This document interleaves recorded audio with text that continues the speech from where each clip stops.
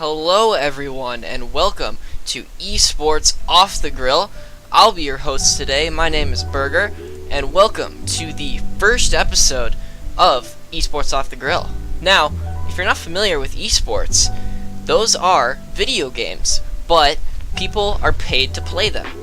They are on stage in front of hundreds or thousands of people live and people watching them at home. This show will mostly focus on Overwatch, but I will touch on any and all esports at some point in the show's lifespan. Now, you might be wondering, Mark, your show's just about video games, but this is a job to a lot of people. They practice, sometimes 8 hours a day.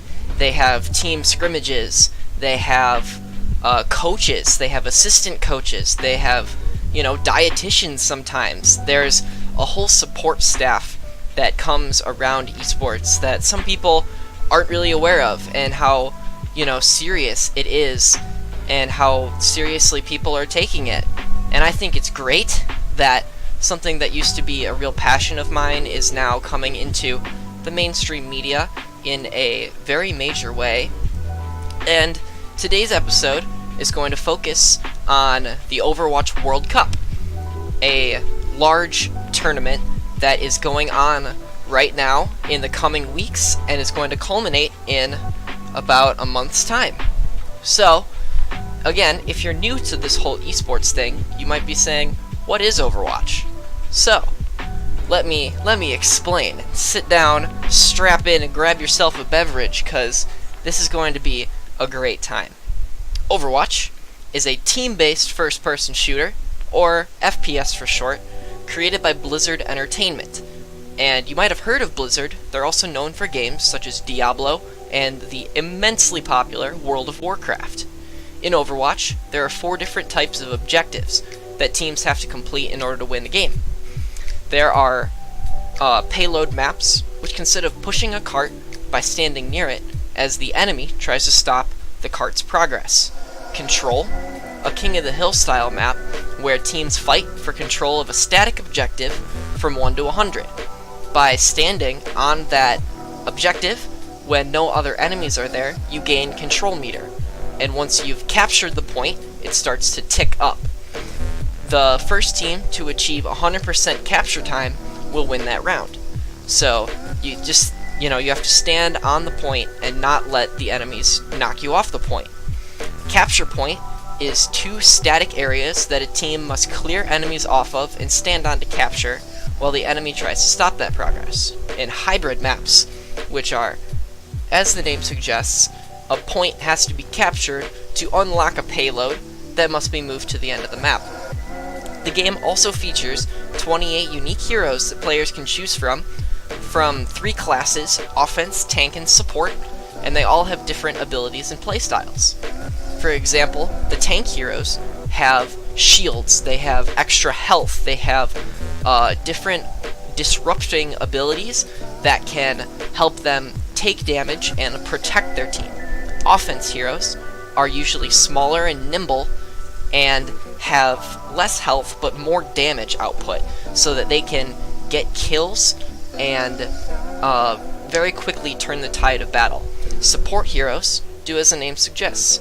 They heal their team, they provide barriers that absorb damage, they can do large amounts of burst heal and different other sorts of crowd control abilities, or CC abilities, that can slow the enemies or, buff your teammates. So this episode, as I said, will be covering the major Overwatch tournament unfolding in the upcoming weeks, called the World Cup. Just like in soccer, each country and a community chosen by Blizzard has selected the top players from their countries to represent them in this tournament. There are 4 group stages, where 6 teams in each group will play a round robin to determine their seeding. Now, the 2 top seeds from each group will then advance to play in Los Angeles at BlizzCon 2018 to be crowned the best country in the world. And today, I will be focusing on Group A, whose matches happened last week, the 16th, 17th, and 18th of August. Group B will be playing the 6th, 7th, and 8th of September, and when that time frame rolls around, I will be covering the results of those matches as well, more in depth than I am going to right now. But since this is the first episode, I didn't get a chance to preview the Group A yet. So, without further ado, I give you Group A of the Overwatch World Cup. We've got Russia, Hong Kong, South Korea, Finland, Chinese Taipei, and Japan. Now, you might be saying, why do I care? They're just, countries. But South Korea has been an extremely dominant force in esports, not just Overwatch, but literally everything. Most of the players from the Overwatch League, which is the professional Overwatch circuit, about half of them were from South Korea. And South Korea has won both the 2016 and 2017 World Cup, which is however long the game's been out. They have had this tournament at BlizzCon, the annual convention for Blizzard games, the community, all sorts of stuff. So the four top teams that I was paying attention to when I was watching these games were Russia, Korea, Finland, and Japan. And that's because I had information on those teams. Some of the smaller, more unknown countries, like Hong Kong and Chinese Taipei, don't have a lot of professional experience. So there wasn't a whole lot for me to pull on when I was writing up a little report for this. Now, Russia had two professional players already in the Overwatch League, Mistakes and Shadowburn. They're both of their offense heroes, or players, excuse me. And now, that's extremely good for Russia, that they have two professional players that are both in the damage role. Now, they're going to be able to frag extremely well. They're going to be able to make space for the rest of their team to do things. And since they already have professional organized experience, they can help pass it on to the rest of their team. Mistakes was he was looking extremely good in the matches I watched of him. He was forced onto the sniper role because Shadowburn has an extreme proficiency on projectile heroes, which are when you click on an enemy with a certain class of characters, the bullet will snap right to them. There's no travel time on the bullet, and so you don't have to, lead your shots or predict where the enemy is going. Those are called hit scan heroes. And Mistakes is much better on hit scan than he is projectile. Shadowburn is the opposite. Now, in the Overwatch League playoffs, which were 3 weeks ago, roughly 3 weeks ago, he was a new player in his team, the Boston Uprising, and he struggled, to say the least. He was not very good on the Widowmaker, who is a sniper hit scan hero in Overwatch. Now, he did show remarkable improvement, especially since everyone on Team Russia speaks the same language, which can be an extremely good tool, especially in communications, because if you're trying to yell, where the enemy is, who has an ultimate in 4 different languages, that's not going to be a very good team to work together. And he did. The extra practice time that he had did show. He played extremely well, and Shadowburn also played really well. And there's a couple surprise players that I've saved for the end of this segment here.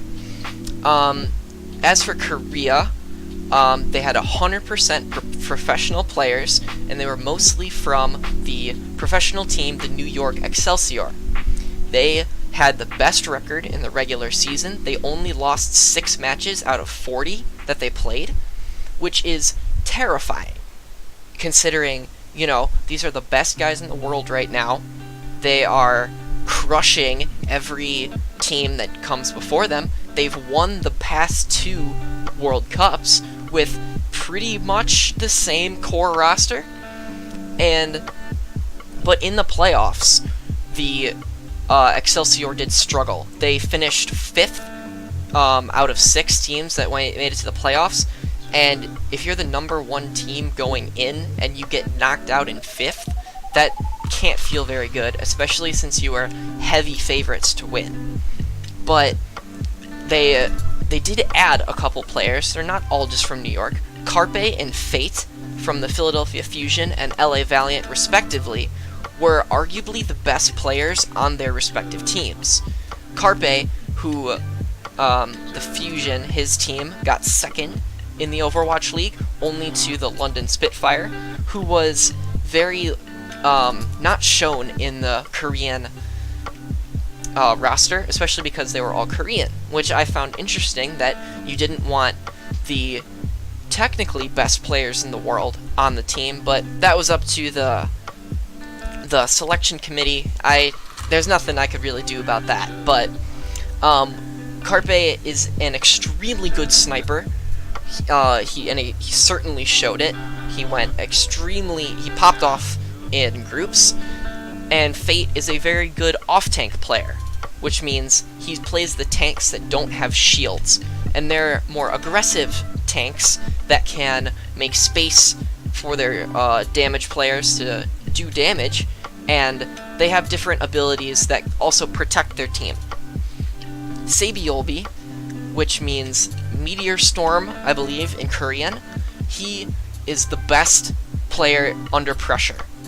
He is insane. You've seen fights that New York was down, 3-6, coming into a very important team fight, and Sabiolbi will go in, get 4 kills by himself, while his team is, still struggling to get into the fight. And we saw that as well. When the game was on the line, Sabiolbi he did what he was supposed to do, and destroyed, basically. Jonak, their flex support player, he was the best Zenyatta in the world. Zenyatta is another support hero who can increase damage to other players and heal his own team. His aim is incredible. His game sense is on point with literally anybody that ever touches the game. But recently Zenyatta has seen a very sharp decline in playtime with the triple tank single support meta that we've been seeing lately.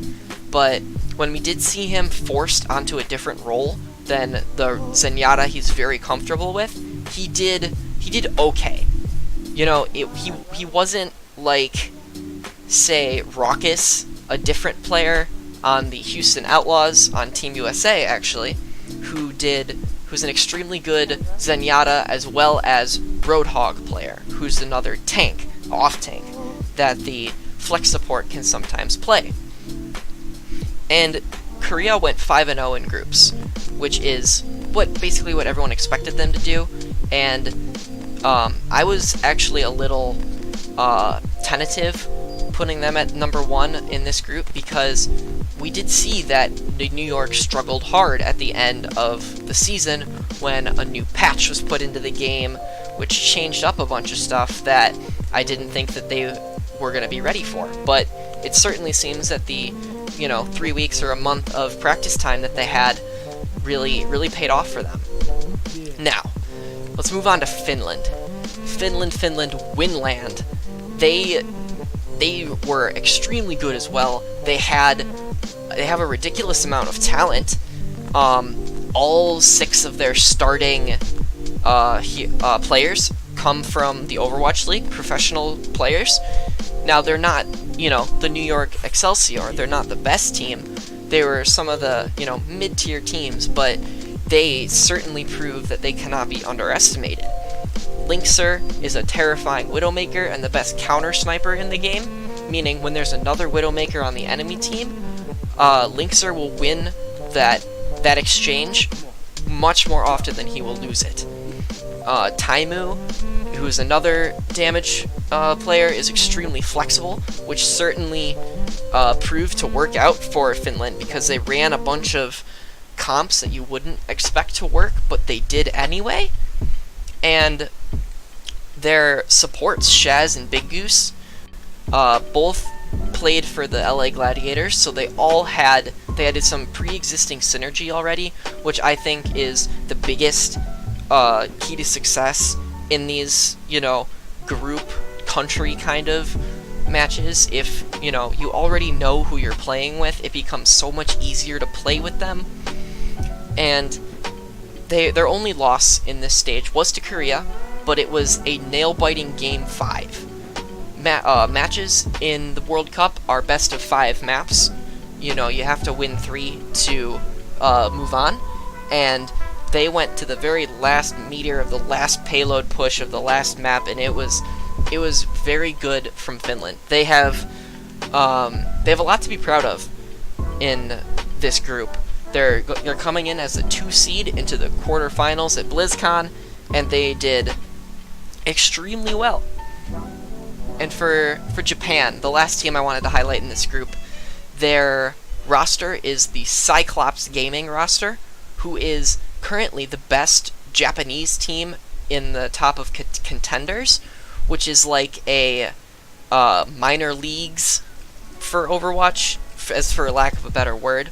And again, they already have pre-existing synergy, and they did, they were, I think, 2-3 in group stage, but I feel like they have a lot to learn from this experience, and they're gonna come back stronger, definitely, next year, and they're going to be really fun to watch. Honestly, they had a couple players, that really caught my eye when I was watching, and it was just really fun to watch them. So, just as a little wrap up here, Korea did roll, going 5-0 and qualifying for BlizzCon finals. Their only real challenge came in the form of a surprising Finnish squad who took them to the wire, barely losing out. Alright, some players especially were fun to watch, even if the team didn't perform as well as they hoped. Tonic, a main tank player for Team Russia, who did not qualify for groups, but they still have a lot to be proud of as well, caught several eyes with his flashy Reinhardt play, and also showing great prowess with Winston. 2 shield tanks who are very good at protecting their team and creating a lot of space. Mistakes, who I mentioned earlier, who was a partner with Tonic before Mistakes moved up to the Overwatch League. They interviewed him at ESPN Esports after the Russia got knocked out, and they said, Tonic, this guy is really good. Why have we not seen him before? And Mistakes basically said, this guy needs to be in the Overwatch League Season 2. He's just too good to pass up. As well as Mui from Hong Kong. Hong Kong went 0-5 in this stage. They didn't really do very well, but Mui was the one bright spot in an otherwise mediocre team. Deo, who is the coach for Team Japan, did say in another interview with ESPN Esports that said in scrims and offline events, Mui wasn't really performing all that well, but once he got on stage, he was beating Carpe in some of the duels, the Widowmaker duels, and Carpe was the MVP of the runner-up team in the professional circuit, which, if beating him, that's an incredible achievement for Mui, and he can really do some good things if, his team can support him, basically. If his team supports him, he will do great things in the future, and people look out for those 2 names, Tonic and Mui, coming forward. So, that'll wrap it up for my analysis of Group A. And for Group B, I have a couple predictions. In 2 weeks, when that stage gets played, in that week's episode, I will break down that play like I did for Group A, which happened this past week. And for Group B, we have USA, Austria, Canada, Brazil, Norway, and Switzerland. So, the only two teams that I really felt like I needed to mention were USA and Canada, because they're the only teams with professional players on them. Austria, Brazil, Norway, and Switzerland did not have a professional presence when I was putting this all together. And a lot of, professional players that I've seen or stuff like that I've talked to or seen on Twitter and Twitch and other stuff like that, they said this was the most lopsided group that they saw, because the United States is an extremely heavy favorite to go far in this tournament. Their roster is stacked with established pro players, and established synergy is already in place with offense player Sinatra and support Moth, who both played for the San Francisco Shock, as well as Tank Muma and support Raucus, who I mentioned earlier, from the Houston Outlaws. The only reason Team USA did not win last year was they got knocked out in groups by Korea. Or no, it was semifinals. They got knocked out by Korea. And with this obstacle not in front of them, they don't have to play Korea this group. Team USA should have no problem making it to, Final Four or at least the Grand Finals. Their team is stacked with talent. They have no reason that they shouldn't be up, in the top levels. And for Canada, they're gonna be looking hot on the heels. And what I noticed was it seems like their coach, they looked at every Overwatch League team that had a Canadian player on it and just snatched them all up on one team. There's not a whole lot of synergy already.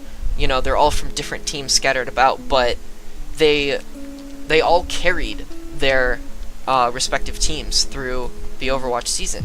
Agilities and Surefour, their two offense players, they're both playoff contenders. The Valiant and the Gladiators both went extremely far into the playoffs, and Agilities especially showed that he deserves more playing time on the Valiant, as his Genji play is absolutely unreal, and his Junkrat is also extraordinary.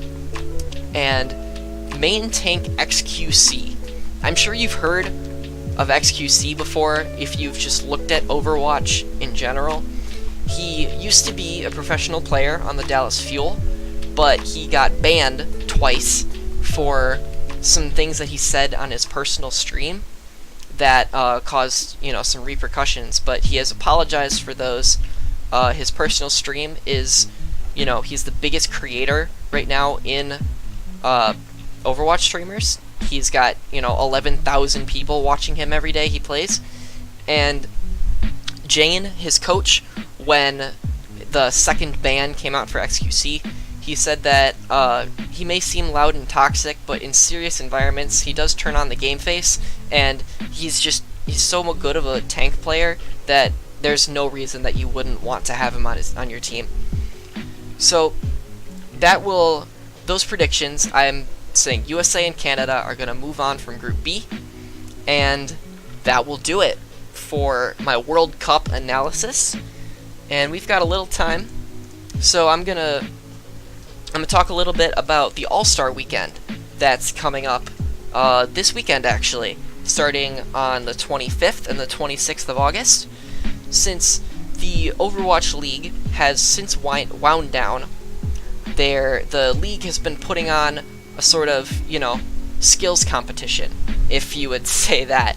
Like how baseball has the home run derby, basketball has the slam dunk contest. Well, Overwatch has a Widowmaker deathmatch. There's a Lucio Ball tournament. There's a Mystery Heroes, where every time you die, you switch characters. Match that's going to be going on. There's a Widowmaker deathmatch.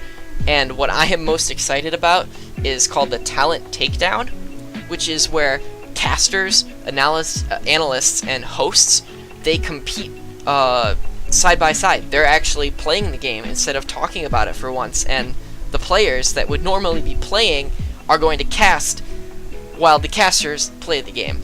Confused? Great.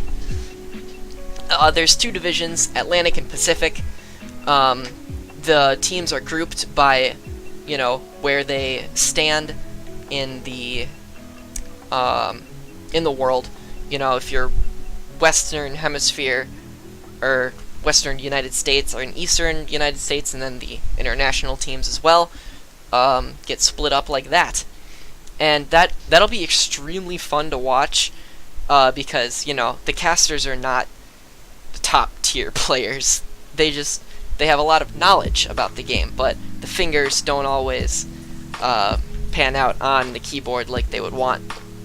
So because my future aspirations are to be a caster for esports, and so I'm going to be really looking forward to the casters in their natural habitat as they struggle through this All-Star game process. And the official All-Star game, which features pro players from all over the league, will start on August 26th at 11 a.m.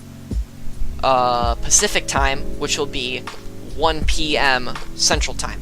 So I would definitely look at that if you want, just to look at some fun esports analysis. It's not, too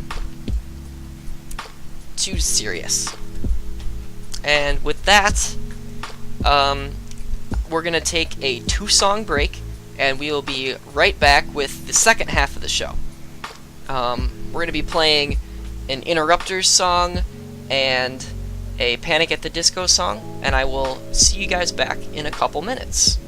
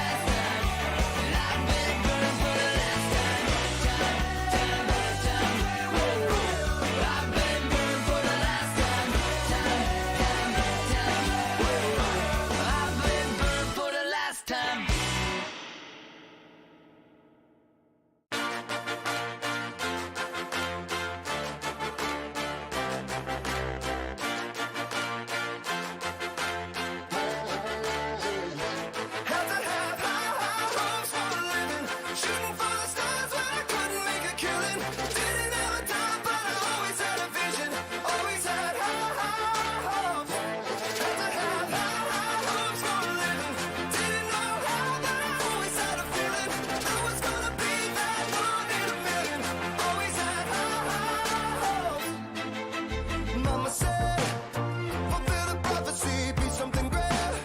Go make a legacy, manifest destiny. Back in the days we wanted everything, wanted everything. Mama said, burn your biographies, rewrite your history, light up your wildest dreams, museum victories. Every day we wanted everything, wanted everything. Mama said, don't give up, it's a little complicated, all tied up, no more love, and I'd hate to see you waiting. Had to have high hopes for a living, shooting for the stars but I couldn't make a killing. Didn't have a dime but I always had a vision, always had high hopes. Had to have high hopes for a living, didn't know how but I always had a feeling I was gonna be that one in a million. Always had high hopes. Mama said, something for oddities, stranger crusades. Ain't ever wannabes, winning the novelties. Don't ever change, we wanted everything, wanted everything. Stay up on that rise, stay up on that rise, never come down, oh. Stay up on that rise, stay up on that rise, never come down. Mama said, don't give up, it's a little complicated, all tied up, no more love, and I'd hate to see you waiting. They say it's all been done, but they haven't seen the best of me. So I got one more run, and it's gonna be a sight to see. Had to have high hopes for a living, shooting for the stars when I couldn't make a killing. Didn't have a dime, but I always had a vision, always had high hopes. Had to have high hopes for a living, didn't know how, but I always had a feeling I was gonna be that one in a million. Always had high hopes. Had to have high hopes for a living, shooting for the stars when I couldn't make a killing. Didn't have a dime, but I always had a vision, always had high hopes. Had to have high hopes for a living, didn't know how, but I always had a feeling I was gonna be that one in a million. Always had high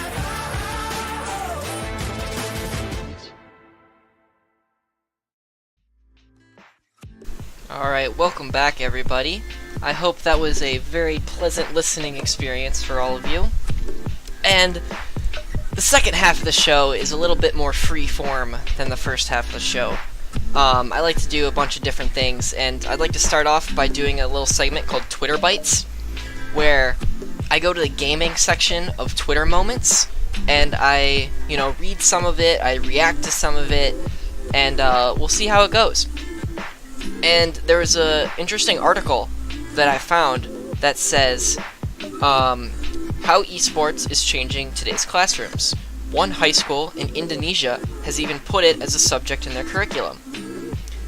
And so I was reading the article during the break, and esports is officially on the curriculum at this high school in Indonesia. It also has its own esports lab, which sounds actually awesome.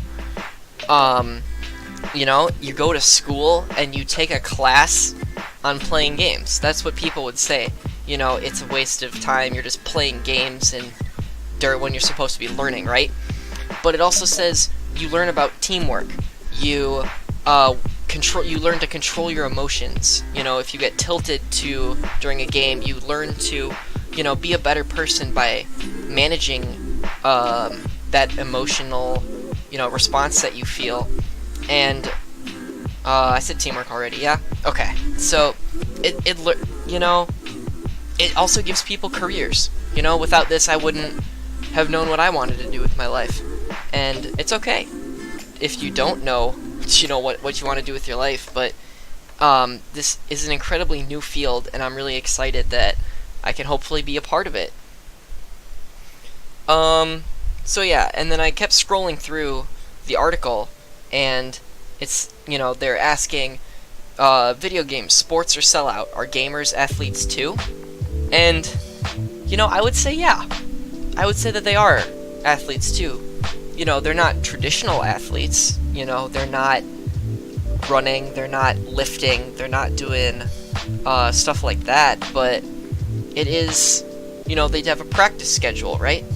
They practice, for so many hours a day with, they go home and watch tape, just like football players. They go, here, let's watch this game that we just played against this team.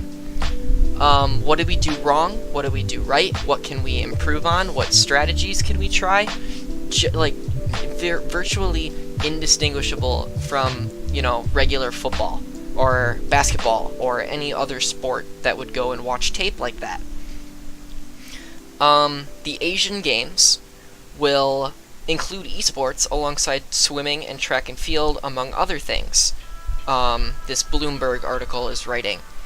And, there are esports doctors. Before you say, oh my gosh, you need a doctor for this? Yeah, some people don't know how to manage themselves. Just like, a baseball people, they have, a medical staff, they have a training staff that can help their players be the best that they can be. All this stuff coming together is really exciting. Do I think it should be included in the Olympics? No. The Olympics are not the place for esports. It's just not the same caliber, I don't feel like, but should it be on ESPN? Of course. It's different. It's like chess. Chess isn't a sport, it's a competitive activity. Same with esports. You're not, physically moving. You're sitting at a desk, hitting keys and moving a mouse. So that's really interesting. And I have read as well that college kids are getting scholarships for esports. Robert Morris, which is a school I did look at but did not end up going to, they have the best esports team in the country right now, and they're doing extremely well, and kids are getting full rides because they're such great players that they're getting, basically paid to play this game that they love. And if your kid is a really good baseball player and says, hey mom, I want to play baseball professionally, you wouldn't deny him that chance. You'd let him try. Same thing with esports. You say, mom, I'm really good at this game, I want to go professionally. I feel like the stigma around video games is, it's just a waste of time. It's, it's on a computer, do something more productive with your life. But we are seeing more and more that you are doing something with your life by playing these games. You're actually doing things, and it's really great to see that people are starting to recognize that this is a real sport, and it's here to stay.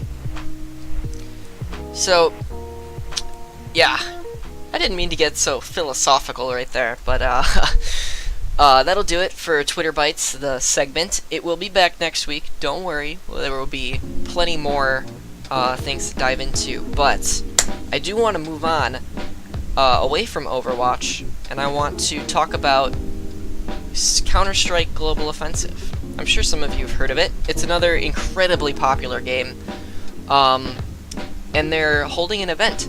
The IEM, Intel Extreme Masters competition, is going to hold a tournament in Chicago. And I am planning on attending that event. So it's going to be the first live tournament held in Chicago in the 6-year life of Counter-Strike, and the first one I'll be attending. It's scheduled for November 10th and 11th at the Wintrust Arena downtown, and a $250,000 prize pool open for grabs to whoever wins the tournament. The teams so far look like the top teams in Counter-Strike right now. I did a little bit of a research. Maybe some other episode I'll go really in depth with the IEM event. Maybe a little bit later down the line once it gets closer to the event. But Astralis, FaZe, Team Liquid, Mouse Sports, Big, MIBR, NRG, and Renegades. Those are top 8 Counter-Strike teams in the world right now. Liquid is the best North American team. Astralis, FaZe, Big, and Renegades, I believe, are all European. And MIBR stands for Made in Brazil. They're the best South American team right now. And there will be 2 other direct invites and 6 others going through a gauntlet of challenges to earn their slot at IEM, with a total of 16 teams.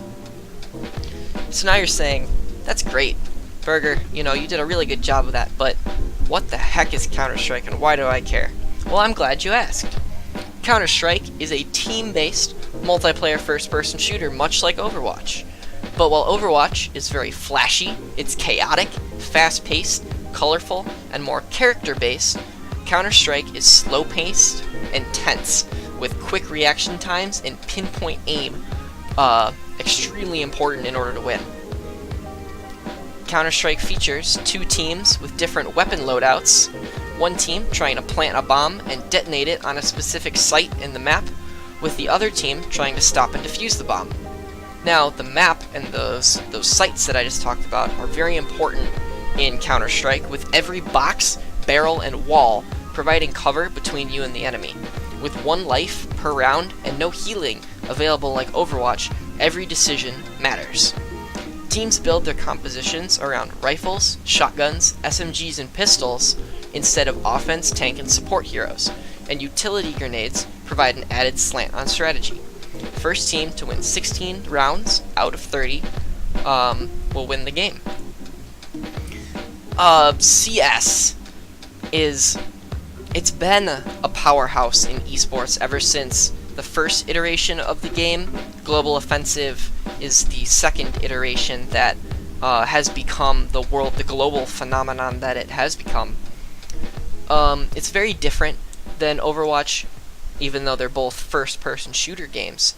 Counter-Strike is much more gritty and realistic and more like a actual, special ops kind of situation, where Overwatch is, let's, jump on this point, But Counter-Strike is much more tactical, I feel like. It has much more complexity than depth, I would say. Or no, there's more depth than complexity. And what I mean by that is that there's not a lot of different things you can do in Counter-Strike. There's only a certain number of guns. There's the map never changes. Like sometimes in Overwatch, there's multiple points on the map that you'd have to capture. Counter-Strike, it's all the same. So depth refers to, there's not a whole lot that you can do in the game, so it requires different strategies every time. You have to take a different route to the site to plant the bomb. You have to choose a different weapon loadout than your opponent so you can get an advantage on them. You can, do all sorts of different things with what you're given. Overwatch is different. It's complex. There's 28 heroes to choose from. Counter-Strike might only have, a dozen options. Overwatch has double that. And, any 6 combinations of those 28 heroes, that's millions of combinations that you can do. The map is also very dynamic in Overwatch. It changes. Payload maps, it's constantly changing because you are moving a objective through a city streets or a scene or a temple or something like that, whereas in Counter-Strike it's all static, and that requires a lot more slow-paced play. You can't just run out guns blazing so much as you can in Overwatch, where flashy play is often rewarded, but slow and methodical play is much more rewarded in Counter-Strike, where the patience is what'll win you the game. And so I'm really excited to go see it live. I've never seen any esport event live, and I feel like Counter-Strike is a good place to start, especially since I'm going with a bunch of my friends. We're all going to go downtown. We're going to have a great time. So that wraps up what I wanted to say about that, and we are very quickly approaching the last segment of the show. I call it the Roundup. It is a blitz of news, scores, stats, and the like from inside and outside the games. For those unfamiliar with the games or teams I'm about to throw at you, I'll probably get to them in a later episode, so don't worry about that. And this little segment is more for people who are more familiar about esports, who just want a quick burst of information, and I'm about to give that to you. It's the Roundup, next on the grill. League of Legends Championship Series for North America. Their playoffs are going to start Saturday. Day 1 is going to feature Echo Fox going up against Team Solo Mid. 100 Thieves and FlyQuest will play each other on Day 2, and they will compete for the right to play the first and second seeded teams, with the winner of Echo Fox TSM going against Cloud9, my favorite esports team in everything, and 100 Thieves and FlyQuest going against the top-ranked Team Liquid. After that, the next winner will play for the rights of the 2018 LCS Summer Split. Dota, the international, the biggest Dota major of the year, has set the esports prize pool record with $25,181,790 up for grabs to be split among the top qualifiers. The prize pool that they beat to set the record was the Dota International from last year.